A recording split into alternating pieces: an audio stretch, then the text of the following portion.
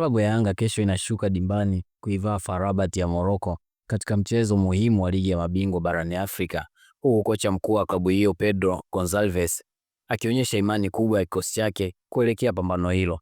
Akizungumza na waandishi wa habari kuelekea mchezo huo, Pedro amesema kikosi kimekuwa na maandalizi mazuri na muendelezo chanya katika michezo yao ya hivi karibuni. Tumekuwa na wakati mzuri pamoja na maandalizi mazuri. Tumekuwa na muendelezo mzuri wa kutengeneza nafasi kwenye michezo yetu. Tunaamini kesho tutaendelea kufanya hivyo.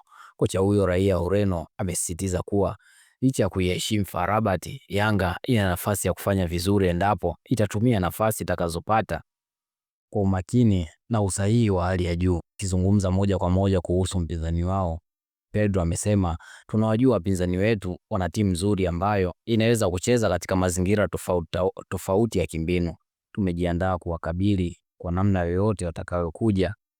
yoyote watakayokuja nayo. Hata hivyo, kocha huyo ameeleza kuwa hakuna timu isiyo na madhaifu na Yanga imejipanga vizuri kuyatumia mapungufu ya mpinzani wao ili kupata matokeo chanya.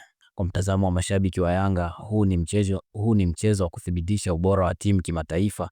Kikosi kinaonekana kuwa na uzoefu, morali iko juu na maandalizi yamekuwa ya kiwango cha juu. Kinachohitajika ni nidhamu ya juu, umakini wa dakika zote 90 na kutumia kila nafasi itakayopatikana. Iwapo Yanga itacheza kwa kujiamini lakini kwa tahadhari, ushindi au matokeo chanya ugenini si jambo lisilowezekana. Wewe kama shabiki wa Yanga una maoni gani kuhusu mchezo huu? Usahau kulike, kushare na kusubscribe ili kuendelea kupata habari na matukio mbalimbali ya kimichezo.